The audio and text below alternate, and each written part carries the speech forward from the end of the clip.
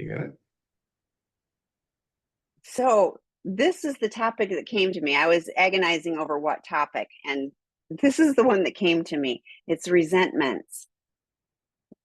There you go. So yes. Okay. So, and I pulled a bunch of information and then I played around with it. So I'm not going to promise you that it's in like great, order or whatever, but I pulled a bunch of information and I know that this can be a struggle. And this is really, both for addicts and partners. So please, hear that this message it's pretty universal. And while a lot of this is going to apply to primary relationships, like honestly, my biggest resentments were not in a primary relationship. It was with other people. So I think it's a really important topic. And I want to share some information.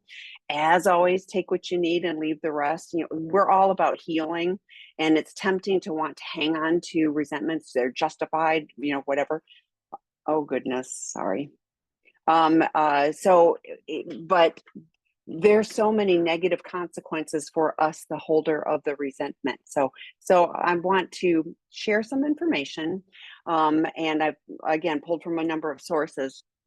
So we talk often about resentments are problematic. Hang on, Aaron's reaching out. Sorry.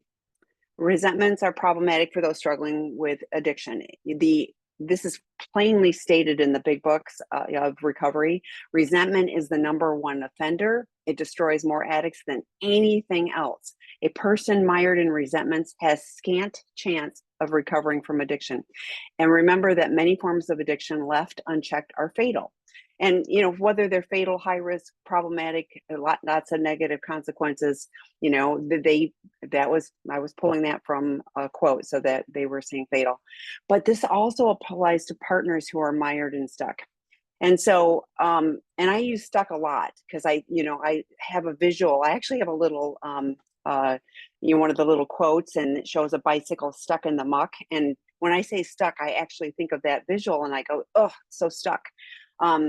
What is the bitter root of resentment? Bitterness and resentment relate to anger.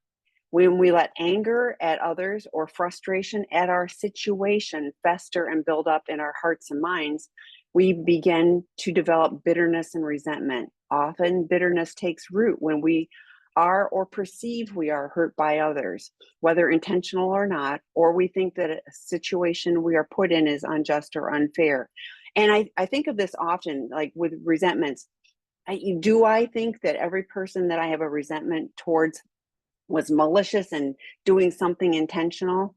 No, when I can be honest about what is real and what I feel, that no, I don't really think. Now, some of them, probably are, but that's a whole different topic. But most people do things, unintentionally, and there can be hurt, as a result. The flip side, and I'll talk about this later too, is, I can unintentionally hurt people. And, and the last thing I would want to do is create hurt or, cause pain for someone else. But I know it can happen, and people can have resentments towards me too. Okay. So what fuels resentment? A resentment in a relationship can stem from a variety of causes, including, but not limited to, neglect, lack of support, feeling unheard, unseen, that the burden has been placed on you, and maybe you feel like it's been placed on you alone. Lack of intimacy, and I'm not just talking about sex. This is about true connection. Lack of connection may be a better way of saying it.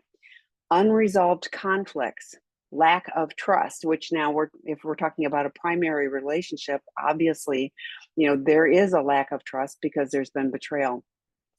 Controlling issues, and that's just among others. It is essential to recognize that these causes and work towards resolving them to prevent feelings of resentment from taking hold or being stuck. Again, there's that stuck word. So resentment is a sign that you haven't effectively dealt with negative emotions such as sadness or anger. Over time, not processing your emotions can put you at risk for several mental health and physical health issues. Let's talk about those. Mental health, holding resentments, grudges can increase the risk of depression, anxiety, and post-traumatic stress disorder. It can also lower self-esteem, reinforce negative thoughts, and make negative feelings worse. Physical health. Holding resentments or grudges can lead to physical problems like high blood pressure, headaches, muscle tension, digestive issues, sleep problems. It can also increase inflammation and stress hormones in the body, which can weaken the immune system and contribute to heart problems. Chronic stress from holding resentments, grudges, can also accelerate the aging process, leading to premature skin aging and shortened telomeres. Shortened telomeres are linked to increased risk for age-related diseases like cancer and dementia. I was pulling all this information and I was thinking that should be reason enough to want to let go of resentments. I don't want any of those things. So what does resentful behavior look like? Although every person is different and each relationship is unique, common signs that you may hold resentment towards your partner or another person are passive aggressive words or actions, or an increase in sarcastic remarks, increased agitation directed toward your partner or the resented person, feeling like you want to escape the relationship. I also pulled some information about, like, if somebody is acting resentful towards you, what can you do to kind of intervene on that? And one of the first things is make sure you're safe. Make sure you prioritize your safety and check in with yourself about your own emotions. Show empathy, and we know addicts suck at this, so that's a learned thing. Show respect. At the very minimum, hold the other person in a respectful place. Allow them to vent. Use effective questioning techniques, and we talk about those kind of things on lots of other webinars. Determine if you did play a role, and then take responsibility for it. And is this problem habitual? I think those are some things to look at. If you have a resentment, and I've shared this before, when I was early in recovery, I had a massive resentment, and it wasn't at my primary person. And my sponsor, bless their little heart, said, "You are allowing that person to live rent-free in your head." And I hated that, but it was also one of those things that shifted things for me, because that also gave me the empowerment to be able to work on the resentment. It wasn't just happening to me. I could do something about it, which was a gift ultimately. So how do you release resentment? If you find yourself stuck, practice empathy. Ask yourself about the circumstances that may have led the other person to behave in such a way. Reflect on times when others have forgiven you. I still have a memory of somebody, I made amends to that person, and she used the words, "I forgive you," and she wasn't in program. And like, I have the clearest picture of exactly where we were, like this frozen moment, and how freeing that was. And so, it was freedom for me for doing something that was, problematic, but it was a gift. Write in a journal, pray or use guided meditation. Be aware that forgiveness is a process. How can you start to let go of resentment and move on from it? Acknowledge how you're feeling. I mean, we got to acknowledge that we have a resentment in order to do anything about it. Talk to the person or partner with whom you have a resentment about it. If that's something, there are people I've had resentments towards that, like, it won't be a safe relationship. So this is if I'm looking to repair, having a safe person to talk to, not gossip about, which is the next thing. Don't gossip about that person with other people, but make a list of what you would need from this person in order to move forward in the relationship. Be empathetic. And I think that's, be kind for yourself and for the other person. And if this is a primary relationship, really consider going to counseling, to help navigate this, space, particularly if it's a really big pain point. Then being able to unpack that and the feelings behind it, and be able to move forward with different behaviors. A qualified couples counselor, could really help with that.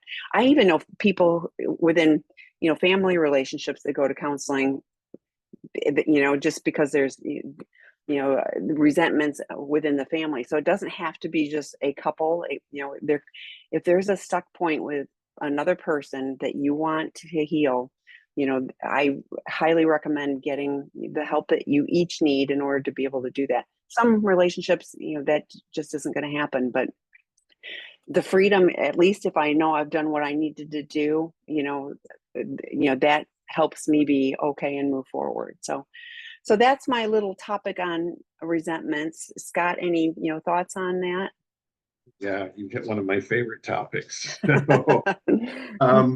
So by the way, everybody, type questions into the Q&A feature about About this or anything else that we can resentments, help with. Yeah. forgiveness, anything you want to do with addiction, recovery, relationships, and we'll do our best. Um, yeah, resentments. A lot of times people, when they're talking about trauma, they talk trauma. They talk about big T versus little t trauma. There's the big obvious trauma, the car wreck, the death in the family. And then there's the little t traumas. And one of the things we know is people are much more likely to address the big T traumas and ignore the little t traumas, which add up and layer and layer and layer and become big T traumas. Tami used the word, they fester, and they grow, and they will take over our life. Resentments are the same way. There are big R resentments and little R resentments. And the big R resentments, mom and dad, we'll deal with those. We'll go to therapy. We'll talk about them. We'll work through them. It's the little ones that will eat at us. There's a book called The Screwtape Letters by C.S. Lewis, who was a teacher of literature and theology, and was best friends, by the way, with J.R.R. Tolkien, the Hobbit guy. And Tolkien used to come into C.S. Lewis's office and start telling him all these fancy stories. And Lewis finally said, write it down, write a book. So we have C.S. Lewis to thank for Lord of the Rings. But he was a writer in his own right. And he wrote this book called The Screwtape Letters. And it's letters from, or back and forth, well, actually letters from the devil to his nephew, the apprentice devil. So it's Uncle Screwtape and the apprentice. And the letters are coming from Uncle Screwtape. And he's telling the apprentice devil how to be a good devil. And he talks about resentments in one of these letters. And he says, don't go for the big stuff. Go for the little stuff. Just get under their skin a little bit because they'll ignore it. And if they ignore it and you're under their skin a little bit, you own a piece of their soul forever. And it's the truth. It's what Tami's sponsor said, they're living rent free in your head. That is the truth. I like the term, they own a piece of my soul. And I was carrying resentments. It was about the 15-year mark of sobriety. No, it was before that, maybe 12 years. Let's call it my 12-year mark of sobriety. I had some old little resentments. And, I could be driving down the street and I would take them out. And I was like, go back to Tolkien, like Gollum with the ring. Ooh, my precious. I would play with my resentments and like relive them and have like a do it differently where I'm in charge this time. It's just, I could be arguing with somebody who I haven't seen in 30 years. And, having an argument in my car with them, they're 2,000 miles away, don't know they're arguing with me and don't care. But I'm bringing up my resentment. They own a piece of my soul when I do that.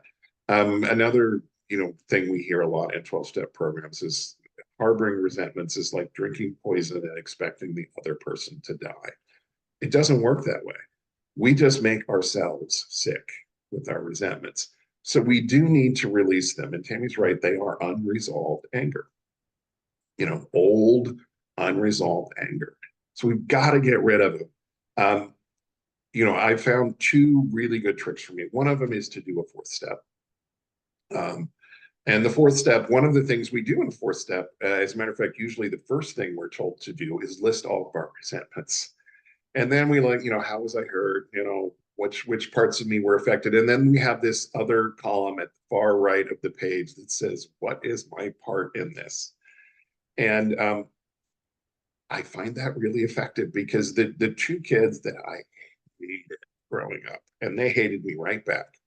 And they're the ones that I had these resentments about, that I was carrying. And it was about the 12-year mark. I was like, I got to do something about this. This is like not healthy. Um, I got to that fourth column and realized I started the fight. I Mm, started it. Mhm. wow. Yeah, it was my fault. I'm like, oh, they didn't like me because I was a jerk to them. Oh crap. Um, so so that helped with the resentment. The other thing that helps with the resentment, and this is one that one of my early sponsors told me, was anybody you have a resentment with, you pray for them morning and night for 30 days to have everything good that you would want in life. Dear God, Don't please. you hate that? Oh, dear God, please grant some So effective. health and wealth and happiness and joy and freedom from, Yep. strife. And the first 10 days of that, it's like I'm getting a resentment about praying away the resentment. The second 10 days, I'm kind of like, and the third 10 days, it starts to sink in. And by the end of a month, the resentments are gone. And I spent an entire year getting rid of some of these old niggling resentments. And I will tell you, my life got better. I will also tell you, when one of those guys, when his restaurant went under, I still felt a little bit of Schadenfreude, glee at someone else's failure. But I still don't like the guy. But he's not taking up space in my head anymore. Um, you know, it, and resentments are the quickest path to relapse. Resentments are, for both addicts and betrayed partners, because betrayed partners, you're on your healing path and you're trying to release your anger. I think maybe next month, I'll bring forgiveness in as our topic, because forgiveness is, I'll simply say forgiveness is really not about, like, if I'm the person who forgave Tammy gets some relief, yes, hooray. But the person who really gets relief is me, because I'm letting it go. I don't have to be angry at you anymore. I don't have to like what you did, but I don't have to actively dislike you anymore. I mean, forgiveness is a release for the forgiver more than the forgivee, if that makes sense. Anyway, that was a lot of just woof.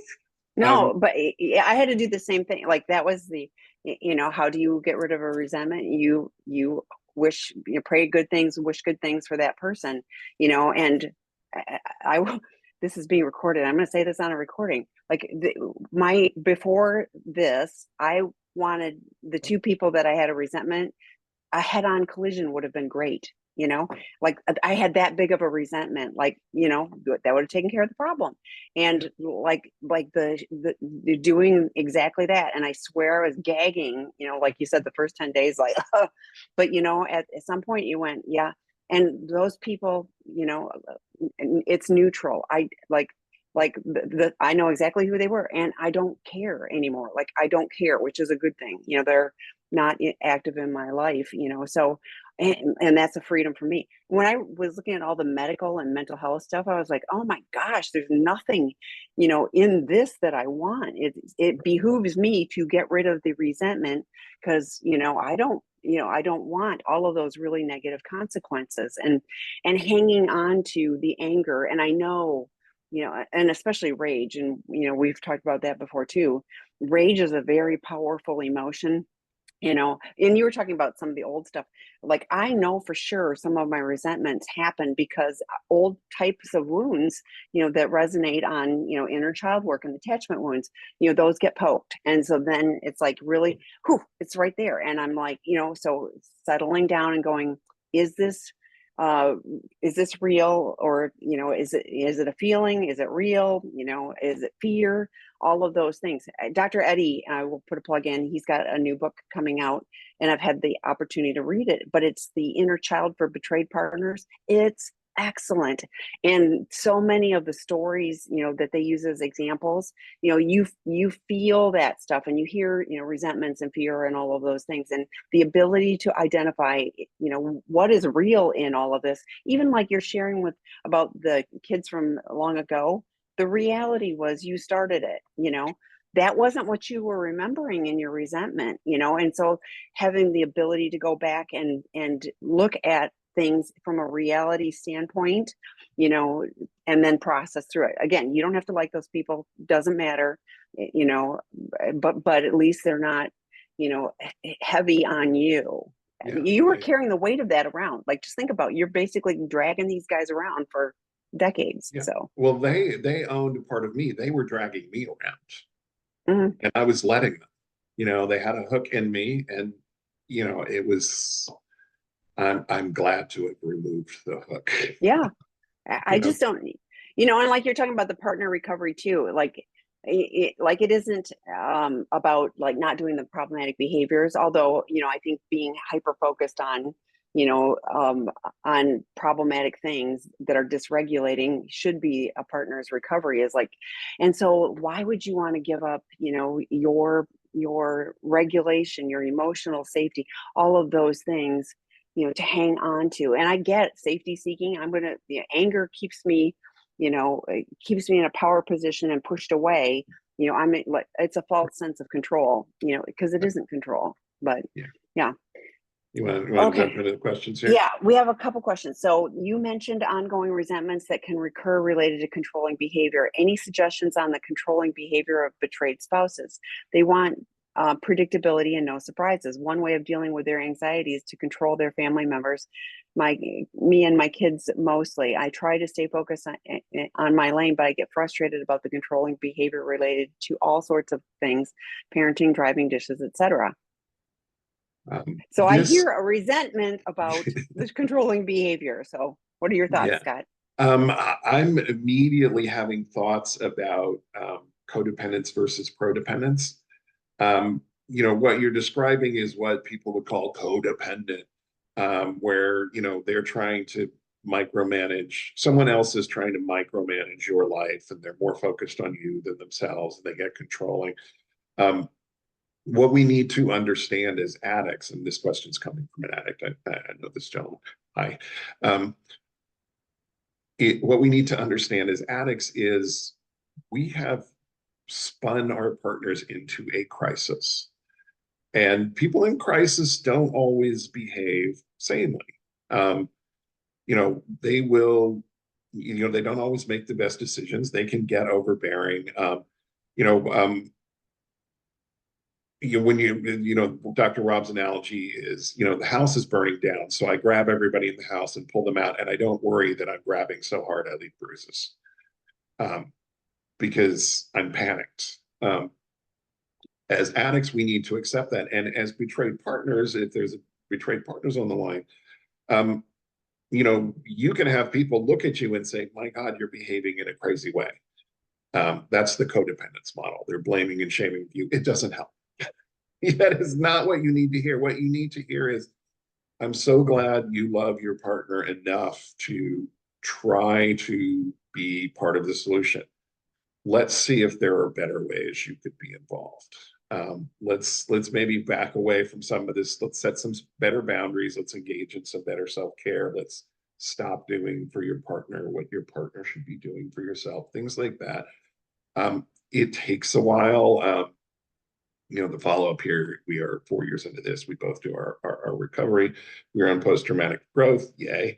45 months abstinence. Awesome. In general, we are doing well most of the time with a few flares and trauma responses. I would say you're kind of right on schedule.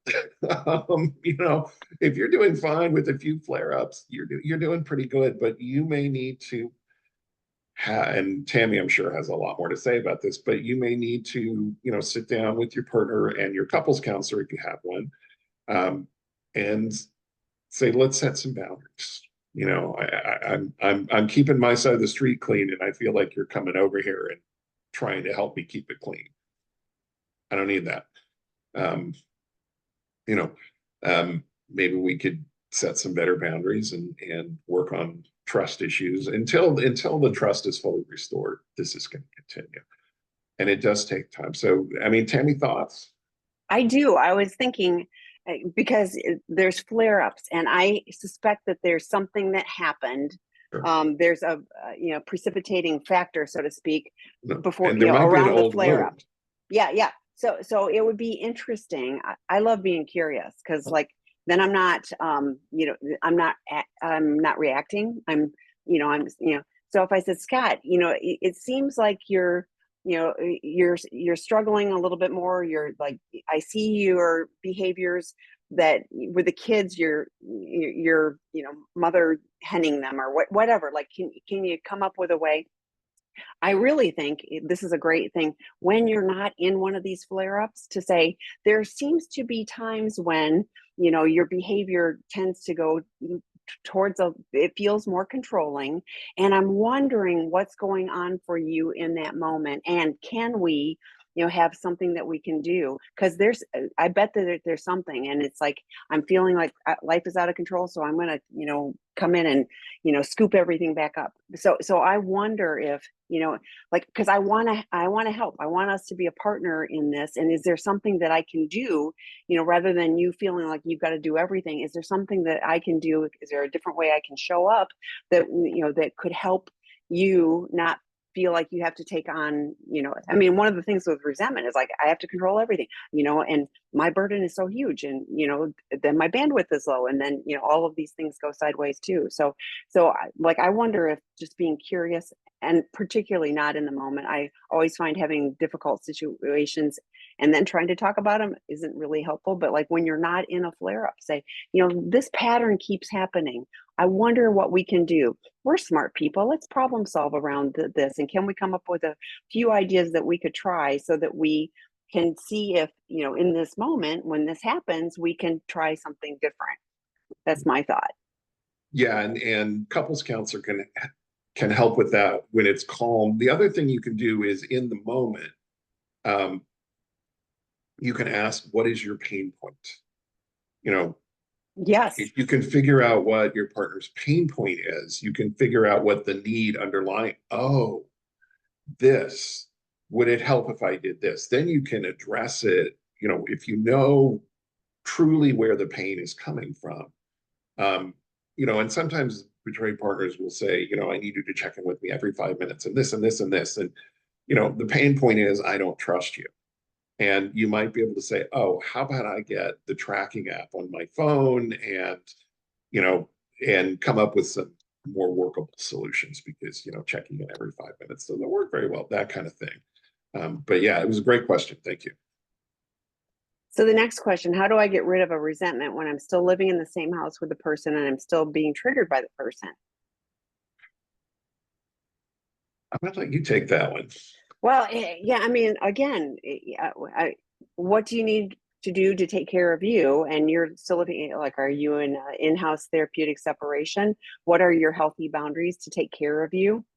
Like, this feels like it's not a resentment. This feels like it's just the pain of betrayal, and you're getting triggered, so, and I'm sure anger comes up. Absolutely.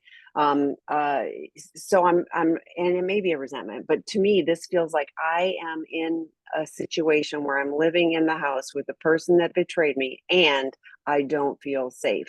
And so, and a resentment, think about it, like anger can help us, create that barrier, because if somebody's really angry at me, I'm probably staying away, because that's a lot of energy coming at me. So there's a safety mechanism, so to speak, in that. I would really encourage you, what are your healthy boundaries? Physical safety, so you're living in the same house. Emotional safety, how are you navigating that so you have a place where you are able to go, and take care of your emotional health? And who are you talking to? What is your tribe? Are you going to our drop-in groups? Are you in the betrayed partner work group? Like, who is your safe people to talk to, so you've got a place? Financial safety and spiritual relational safety. What are you doing? What are your boundaries? And that's not control. That is not punishment. These are how I take care of me, because that person betrayed me and they aren't able to take care of me. So, how can I do that? So I would love for you to journal about this and really, kind of suss out what is happening and what are your real feelings, and there could be resentment and anger. I'm not, again, dismissing that, but I bet there's way more with all of this. So, getting support for you from, like Scott said, a pro-dependent lens, not you're part of the problem, you're an enabler, you're, codependent. Yikes. So does that make sense? You're 100% accurate with that. I mean, as I read the question, I thought this doesn't feel like a resentment. This feels like in the moment heat. Resentments are this slow, smoldering anger. It's the embers that if you blow on them, they'll flare up. But the fire is out. But if you blow on them, boom, it flares up. This is just full blown bonfire. It sounds like, and when you journal, by the way, and I agree with Tami, journaling about this and getting support with the CSAT and other betrayed partners is key to this. But when you journal, don't just journal, I am so angry. Look at what's under the anger. Anger is a secondary emotion. It's a response to other emotions. I feel unsafe. I feel manipulated. I feel used. I feel taken advantage of. That will make me angry. But the real feelings are feeling used and manipulated and lied to, things like that. Feelingswheel.com is a great tool for both betrayed partners and addicts. Feelingswheel, all one word.com.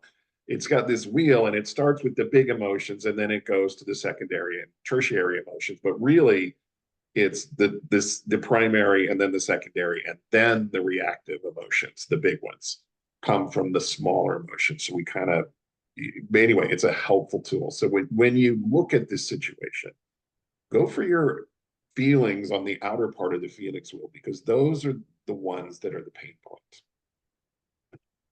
Yeah, and I think when that book comes out that Eddie Caparucci is writing, hang on, sorry, the inner child work, like it is so like there was, I was like, I need to send this chapter. I can't. It's as a draft of the book, and I don't have permission. But it's like I kept thinking of people I need to send this chapter to. I need to send this chapter to. Yeah. So I think that will be helpful, and it's not like going to magically take everything away. And he says that in the book. He and his wife Terry wrote it, but to be able to identify this is my little person, little boy, little girl that is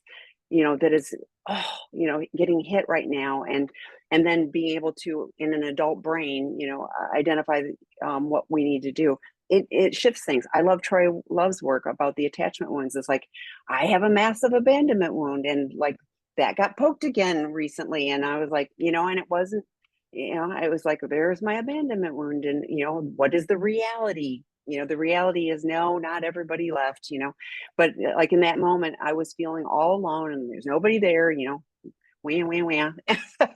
but it doesn't, like having the ability to identify those things helps. It doesn't, change things. So there's so many tools. Please lean into the resources on our site. We really do try to have things that will be useful for people to heal. Okay, the next question. How do you not resent your husband for having sex with less than half of, I guess, with a person, a younger person less than half my age? Yeah. I mean, and then let's throw in this next question too, and I'm going to read it with left out parts because it's kind of graphic. So, but it's how do you get over a resentment for somebody having sex with a younger person, doing sexual activities, and then having sex with you and putting your health at risk. And again, these feel like more unprotected sex is part of yes, that. unprotected. Yes. So these again don't feel like resentments. These are not smoldering. These are like in the moment you are betrayed, and yes, who he's having sex with, and it's unfortunate that we start to compare ourselves with the other person, and or if it's porn, it's like the online images and things. But Scott, and I often share that you ask the guys that come to our work groups, like the Sex Addiction 101 work group, is your affair partner, prettier than your wife? No. Smarter than your wife? No. Funnier than your wife? No. I mean, like all of these things, so on some level it's availability. So, but, and put my health at risk, that isn't a resentment. That is just a massive betrayal. And there's so much grief and pain with that. so again, that does not feel like just a resentment, that feels like you are in the thick of things. And yes, having to go to, get an STD test, like, we recommend that all the time, because part of the boundaries for partners, you're physical. Well, one thing you do have control over is going and getting an STD test, so you're taking care of it. And then people go, oh, I feel so ashamed. This is like, please, go, I'm taking care of me. I value me more than what, whatever mis guided shame, could be affiliated with that. But yeah, the pain is real, like, and unfortunately with the one in particular where they come home and, have sex with you, like, partners mistakenly think that addicts think like them. They don't. Addicts, we think completely differently. And we 100% can compartmentalize. I'm doing this over here and my partner doesn't know, and I still want to have sex with my partner. So, but you partners would never do that. Like, you would never think about, like, oh, I'm putting my body at risk, and now I'm putting my partner's body at risk. So you can only understand that in brokenness of addiction, we do behaviors that are, that are hurtful to everyone. And you would not do that. So you won't ever be able to. I just want to understand, well, you can't on the granular level. You can understand only from that's what addicts do. So, Yeah. Scott, thoughts? Yeah, I'm going to actually kind of talk about forgiveness for a second, a little preview of what we'll talk about next month. There are 5 stages to forgiveness.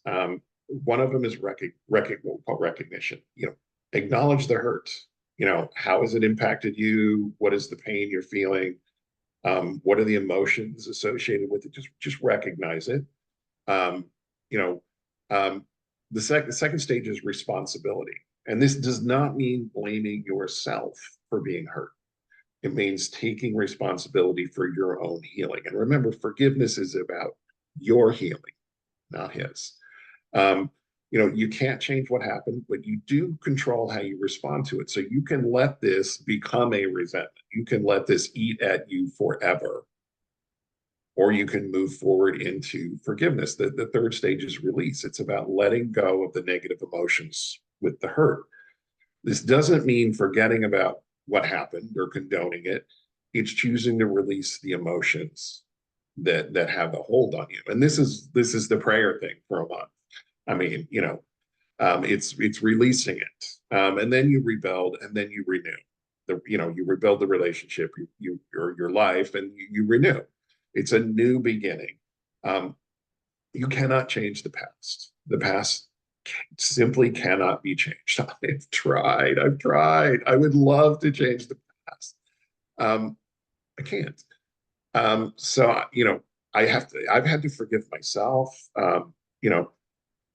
More than anyone else, I've had to forgive myself as an addict. But the other thing that will, if you're an addict listening to this, if you want to help your betrayed partner with the forgiveness, the stages of forgiveness, you need empathy. You need to develop some empathy. Means, I did this. I think I hurt you in this way, this way, and this way. Is that right? I think you must be feeling this, this, and this. Is that I need, as an addict, to understand my hurt partner's feelings. And then I can display empathy. Wow, I feel terrible that with you. That will enable the stages of forgiveness. But yeah, I mean, there's always going to be that wound. Trauma wounds don't go away; they lose power when we do the work for them. And these 2 questions. These are huge trauma wounds. Huge. I mean, unforgivable in a way. But, again, when we say unforgivable, we're talking about the perpetrator. When I say forgiveness, I'm talking about the recipient. And forgiveness is always possible because I can always move on. And that's what forgiveness is about. Anyway. Yeah. Yes. Okay. The next question is, do you consider verbal therapeutic disclosures to be acceptable? Absolutely not, but we'll keep going. I'm holding a boundary that if a written therapeutic disclosure does not happen by 9/1, I will be filing for separation. My husband refuses to write one, saying he doesn't need to write it down. We are over 2 years post D-Day. There is a lot of nasty, mean treatment towards me for not accepting his request of working this as 50-50. I shared he must first do some betrayal recovery work before I even consider working through typical marital issues, and he is lashing out or just shutting down. He keeps telling me that I have lied to him now because I said I would stay by his side through this. But she added to, if he does all the hard work to heal himself. And but the other piece he leaves out that I was trying to gray rock and focus on my kids. Is there something else I should be doing? He won't leave our house, thus the need for legal involvement. I have a great therapist and do my own self-care now, and have long given up on trying to micromanage his recovery. So, but yeah, a therapeutic, there's not a good CSAT on the planet that's going to go, yeah, you can just say it out loud. Like, you don't need to write that down. Like, no, this feels completely like manipulation, and I'm sorry, after all of Two this years. time, yes, and he doesn't need to, he doesn't, but I yeah, I have so many feelings on this one, Scott. You know what? I'm having feelings too because I want this guy to come to one of my groups so I can beat down his denial. I mean, this is 2 years in, and he doesn't even want to give disclosure. I mean, for a A verbal, relationship, I'll just tell you, Scott. I'm just yeah, going to tell no, you about it. full therapeutic disclosure is a process. It's not an event. I just don't, um, it happens with therapists involved. There's a lot of planning. There's a lot of review of what's going to be told and how it's going to be told to make sure, triggering is kept to a minimum. Um, and it sounds like he's just not doing any work for recovery. And he's just expecting status quo. He wants you to change without him changing, it sounds like. And I mean, that's what you're describing here. And if that's the case, I can't tell you whether to stay or go, but clearly you're thinking about at least a therapeutic separation. And a lot of times that can be the kick in the butt that the addict needs. Um, set your boundaries and stick to them. You've got a boundary of written therapeutic disclosure, full therapeutic disclosure in the proper sense. Doesn't happen by 9/1, which is, a couple of weeks from now, you're going to file for separation. If he's refusing to write one, my suggestion is you hold your boundary. Because if Tammy's fond of saying, if nothing changes, nothing changes. And right now, nothing is changing with him. So you need to protect And he's yourself. lashing out at you Yeah. and telling you that you've lied. So let me get this straight. Yeah. His behavior is lies and Yeah. infidelity and manipulation, but This is he's gaslighting. yes, completely blame shifting and gaslighting, that you're lying because you said you'd stay with me, like, but he's not willing to do any of the work, so and this is unfortunately, addict behavior of like, well, it's like why we say go to the work groups instead of just read the book, because Yeah. he's missing part of the sentence, like, if you do the work, Yeah. he just heard you're going to stay, and so, yeah, I'm really sorry, but Yeah. like Yeah. I Scott said, feel your hold pain. your boundary, and you will, like I suspect if you have to move forward, which I was like, okay, so like Scott said, a couple weeks from now, all of a sudden, after 2 years, he's going to magically show up with a written disclosure. I wouldn't even trust it if he did write it, because I suspect it would be, at best, half measures, that he writes down some things, the stuff you already know about, but there wouldn't be any real pulling it together. And probably if he hasn't been working on any kind of written, the CSAT is going to go, we can't even accomplish this now by 9/1. So it's kind of set, lots of things are set in motion. We're here if we can be of help, so. Okay, the next one. And I did put this in the chat. there's a tool this person shared, How We Feel app. I didn't even know about this, which helps to distinguish emotions and tracks for you. I have no involvement in it, just find it helpful for daily feelings, journaling, and personal check-ins. Takes a minute or two. I think that's great. I'm going to look into that when we get Yeah. done. A lot of the guys in my work groups use that app, and they really like it. It's helpful to them. So, and I'm sure it would be helpful to partners as well. I'm struggling with feeling like I don't know who I married and feeling like I don't know what he is capable of. It's just been a few months since I found out and I'm spiraling again. Yes, like all of this is, very dysregulating. I'm so glad you're here. We have lots of resources. I often point to Debbie McCrae's webinars on Fridays because hers are so practical tools for betrayed partners. It's like, I don't even know what to do. Just do one thing. She'll say, here are 10 things to do. Just pick one.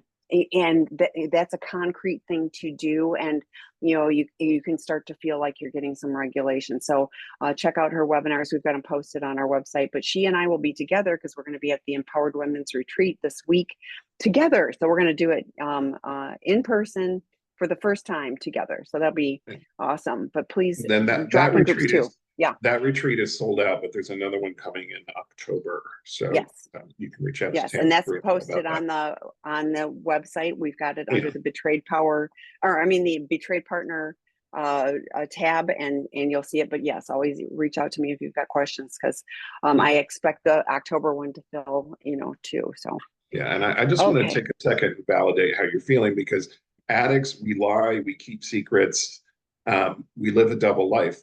You don't know who you married, sadly. You want to, but he is afraid to show you the real him. This is the crux of addiction. I have so much shame about myself that I will lie and keep secrets, because I know in my head, if you know the truth about me, you would never be with me. Addicts, the guys in my work group consistently say, I don't deserve my wife. I don't know how I ever landed her.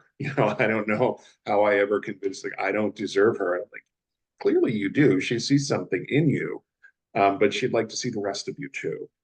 So I want to validate, yeah, you really kind of don't know who you married. And I will add one resource, a book called The Betrayal Bind by Michelle Mays. I think it's phenomenal for betrayed partners new to this, because it really says, here's what you're going through, and it validates your feelings. So I would check that one out, The Betrayal Bind by Michelle Mays. And I'm going to add on to what you say, Scott, because like the ones that are sitting there going, I don't deserve my wife, are probably also doing the stuff that is, blame shifting to their wives. That like the paradox is true, where they can be going like, well, if you weren't whatever, but over here they're going, oh my gosh, so this is complicated stuff. So this is why we recommend qualified professionals that are trained in this. Erin shared on the Monday night webinar, like, she had a really good schooling, for mental health professionals. And she said, I had one class, on sexuality. So like, this is, and even addiction, like many people are not well-versed in addiction, but this is highly specialized work. And so you want the right help. And so when we are offering CSATs and certain things, it's because we want you to get the help that you really need and not flounder around for the work that we do at Seeking Integrity in residential and in the online work groups, and with the CSATs that we'll recommend to you in your hometown, it is a lot of it. The beginning of the work with the addicts is breaking through their denial, so they can see, oh my God, I really did hurt my wife. I lied. I kept secret. Getting them to see reality is our first task with them. So 2 years later, he lies about anything he doesn't want questions on, says, I'm not a safe space. That's called blame shifting. He says he's been this way all his life. How could he change so fast? He has also said the opposite. He's a new man. How is it possible to work on lying? I don't believe it works that way. He needs a good CSAT. He needs to come to treatment. He needs to do a work group. He needs a professional to walk him through this stuff. And don't, you're not a safe space, please. Of course, you may feel unsafe to him because, he's triggering you and triggering your anger, but that doesn't mean you're not a safe space. So please do not take that to heart. And I think the let's not last miss one might getting be tied treatment. to this, where Go it ahead. says, I've asked for a plan to protect Oh, myself in the future, and he is offended, says this is a solo mission I'd be on, and that means we're not moving forward together. How do I plan my finances and stay in the marriage? I'm not 100% sure if those are tied, but I kind of feel like they are. What are your thoughts? um, oh, sorry. Yeah, I mean, look, addict recovery, I'm in charge of my recovery as an addict. As a betrayed partner, you're in charge of your recovery. But this does not mean it's a solo mission. I can't recover on my own. I need a lot of help. Um, Now, my betrayed partner may not be the best place for me to get help. I need to go to a CSAT. I need to come to treatment at Seeking Integrity. I need to sign up for an online work group. I need to go to 12-step meetings. Um, and betrayed partners, you also need external support. Tammy's way better at addressing that than I am, but this is not a solo mission for any of us. As an addict, I tried and failed to quit every day for years. I couldn't do it on my own. When I reached out for help, I got sober. Um, and as a betrayed partner, I mean, plans to protect yourself, you probably need some guidance from people who've walked this path. Um, Tammy, thoughts? Yeah, well, yeah, like I was thinking, I don't know of anybody, a addict or partner that has healed on their own. Like I don't, like I was trying to think of, do I know anybody who has found that? And I don't. There's, the opposite of addiction is healthy attachment, and healing for partners as well. So how do I plan my finances and stay in my marriage? Like if you healthy boundaries, like I it sounds like I harp on this, but it really is. Finances are part of healthy boundaries. If I think it's really important to have solid information. If you need to see a financial planner, if you like, there should be transparency in finances. If and I've unfortunately heard this where the addict controls all the finances, like that would be problematic, and making sure that you have access to all of the information would be key. I think it's important to contact an attorney. Like, what would a divorce look like in your state or country or wherever? It's just, you don't ever have to pull the trigger on it, but having that information, because what we think we know is not what usually is not what it is accurate, and every state is different. Every like, there's so many nuances. So so if your friend is 3 states over and they went through a divorce, that doesn't mean that's how it would be for you. So we've had people that have put in, I will stay in this relationship, but here's a post-nup, and we want this. There's lots of ways to navigate so that there is safety.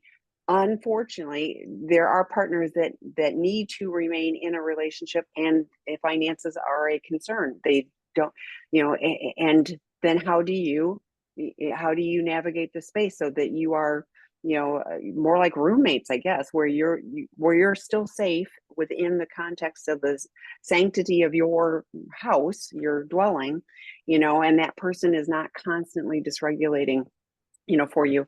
Kristen Snowden in May did a webinar on should I stay or should I go? And there were 10 questions. I loved that one. I love lots of them, but that one was so, like, these are 10 questions to journal about so that you kind of have an idea. And I think that can be helpful. Separately, Debbie Allen hosted a webinar also in May. May was apparently stay or go month.